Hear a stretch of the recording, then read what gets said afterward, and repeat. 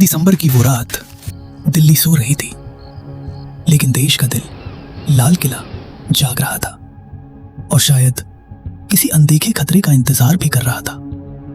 क्या आप सोच सकते हैं कि जिस जगह से हर साल 15 अगस्त को प्रधानमंत्री देश को संबोधित करते हैं, वही जगह आतंकियों के निशाने पर हो सकती है।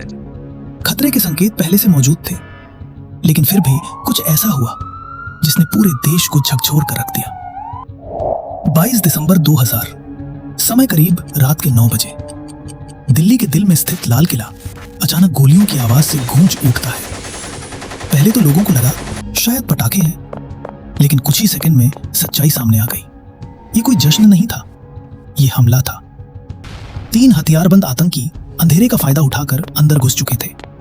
उनका निशाना था भारतीय सेना की यूनिट, जो उस समय वहां तैनात थी।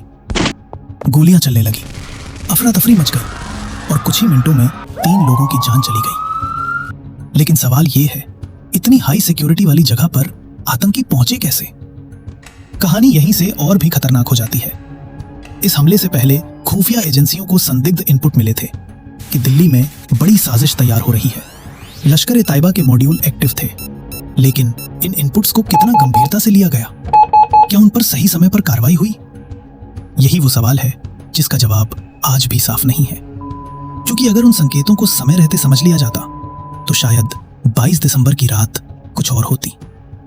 अब जरा उस रात को और करीब से समझते हैं। लाल किले की सुरक्षा उस समय CISF और आर्मी के बीच बटी हुई थी। परिसर बड़ा था और कुछ हिस्से ऐसे थे जहां निगरानी उतनी मजबूत नहीं थी। आतंकियों ने इसी कमजोरी को चुना। रात के अंधेरे में उन्होंने पीछे की तरफ से प्रवेश किया और बिना ज्यादा शोर किए अंदर तक पहुंच गए। ये कोई अचानक लिया गया फैसला नहीं था, ये एक प्लान था, सोचा समझा, रिहर्सल किया हुआ प्लान। उनके पास AK-47 राइफल्स थी, ग्रेनेड्स थे और सबसे खतरनाक चीज थी उनका मकसद। वो सिर्फ हमला नहीं करना चाहते थे, वो एक संदेश देना चाहते थे कि भारत का दिल भी सुरक्षित नहीं है। जैसे ही उन्होंने फायरिंग शुरू की, पूरा इलाका दहशत में आ गया। सैनिकों ने जवाबी कार्रवाई की, लेकिन तब तक आतंकी अपना काम कर चुके थे।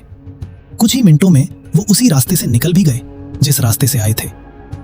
और यहीं पर सबसे बड़ा सवाल खड़ा होता है, एक हाई प्रोफाइल जोन से आतंकी इतने आसानी से कैसे भाग निकले? क्या ये सिर्फ एक सिक्योरिटी लैप्स था, या फिर सिस्टम ने चेतावनी को हल्के में लिया? जांच शुरू हुई और एक नाम सामने आया, मोहम्मद आरिफ, जिसे हमले का मुख्य आरोपी बताया गया। इसका मकसद सिर्फ जान लेना नहीं, बल्कि भारत की छवि पर वार करना था।